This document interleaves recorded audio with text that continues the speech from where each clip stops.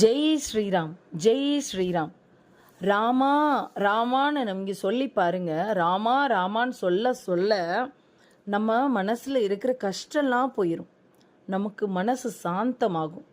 அடுத்தவங்க மேலே கோபம் இல்லை, பொறாமை இல்லை, போட்டி இல்லை, எந்த கஷ்டமும் இல்லை.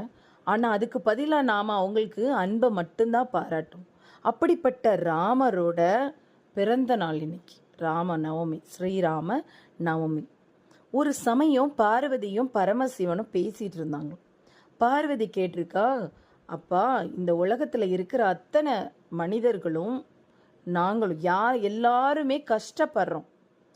எந்த மந்திரத்தை சொன்னால் நம்மளோட கஷ்டங்கள்லாம் போயிடும்? ஒரு எளிமையான மந்திரம் சொல்லுங்கள். நிறைய மந்திரங்கள் இருக்குது. இதில் எந்த மந்திரத்தை சொன்னால் கஷ்டம்லாம் தீரும், அது எளிமையாக இருக்கணும், அப்படி ஒரு மந்திரம் இருக்கா அப்படின்னு பார்வதி கேட்டிருக்கா.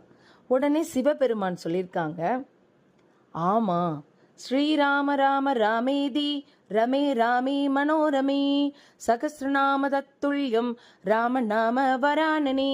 இந்த 2 லைனையும் தினம் பாராயணம் பண்ணிக்கிட்டே இருக்க அவங்களோட கஷ்டங்கள்லாம் பெயரும்னு நம்ம சிவபெருமான் சொல்லியிருக்கார். அதுக்கு அம்மா சொல்லியிருக்காங்க, அப்பா, இந்த 2 லைனையும் விட எளிமையான மந்திரம் இருக்கா அப்படின்னு கேட்டிருக்காங்க. இதையும் சொல்ல முடியாதவங்க இருக்காங்க.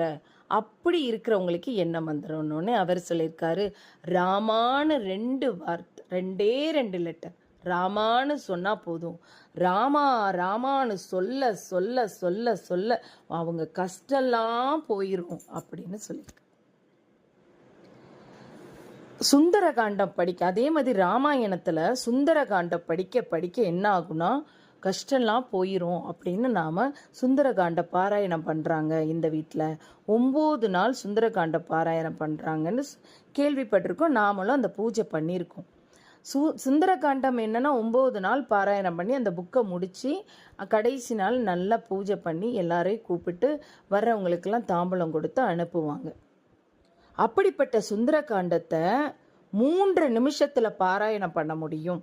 அவ்வளோ பெரிய சுந்தரகாண்டத்தை எப்படி 3 நிமிஷத்தில் பாராயணம் பண்ண முடியுங்க. அப்படி ஒரு வீடியோ நான் பார்த்தேன். அந்த வீடியோவில் அவங்க வாய்ஸ் ரொம்ப நல்லா இருந்தது.